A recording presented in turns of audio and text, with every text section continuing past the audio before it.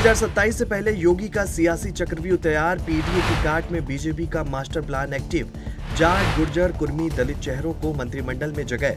महिला आरक्षण से लेकर जाति समीकरण तक गेम। सपा की रणनीति पर पड़ेगा असर, टेंशन में अखिलेश। 2027 विधानसभा चुनाव से पहले यूपी की राजनीति में अब सबसे बड़ा सियासी चक्रव्यूह तैयार होता हुआ दिखाई दे रहा है। पश्चिम बंगाल और असम में बड़ी जीत के बाद बीजेपी अब पूरी ताकत के साथ यूपी मिशन में जुट गई है और इसी बीच योगी कैबिनेट विस्तार की चर्चाओं ने सियासी गलियारों का तापमान बढ़ा दिया है। सबसे ज्यादा चर्चा इस बात की हो रही है कि बीजेपी अब सिर्फ हिंदुत्व नहीं बल्कि जातीय समीकरणों पर भी बेहद आक्रामक रणनीति के साथ आगे बढ़ रही है।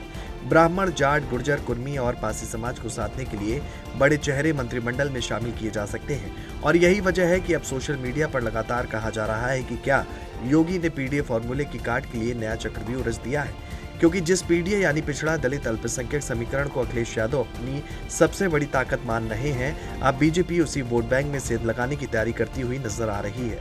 दरअसल सूत्रों के मुताबिक 10 से 15 मई के बीच योगी मंत्रिमंडल का विस्तार हो सकता है और इसकी तैयारी लगभग अंतिम दौर में पहुंच चुकी है। चर्चा है कि इस बार करीब 6 नए चेहरों को मौका दिया जा सकता है।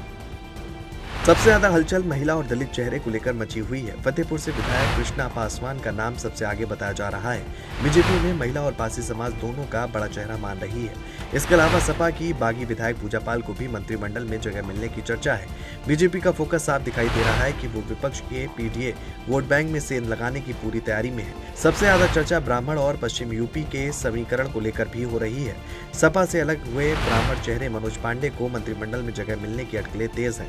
वहीं पश्चिमी यूपी में जाट वोट बैंक को मजबूत करने के लिए चौधरी भूपेंद्र सिंह का मंत्री बनना लगभग तय माना जा रहा है। गुर्जर समाज को साधने के लिए अशोक कटारिया का नाम भी तेजी से सामने आ रहा है। इधर अवध और तराई बेल्ट को लेकर भी बीजेपी बेहद एक्टिव दिखाई दे रही है। चर्चा है कि अवध क्षेत्र में कुर्मी समाज के बड़े चेहरे को मंत्रिमंडल में जगह मिल सकती है। वहीं लखीमपुर खीरी और आसपास के इलाकों में सिख और पंजाबी खत्री समाज को साधने के लिए रोमी साहनी का नाम सबसे आगे चल रहा है। सबसे बड़ी बात यह है कि बीजेपी इस पूरे विस्तार को मंत्रिमंडल तक सीमित नहीं रखना चाहती।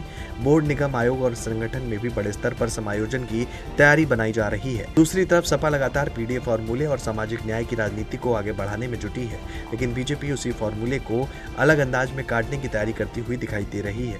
अब सबकी नजर इसी बात पर टिकी है कि कैबिनेट विस्तार में किन चेहरों को जगह मिलती है और क्या सच में बीजेपी ने ऐसा सियासी जाल बिछा दिया है जिससे विपक्ष की मुश्किलें और बढ़ जाएंगी।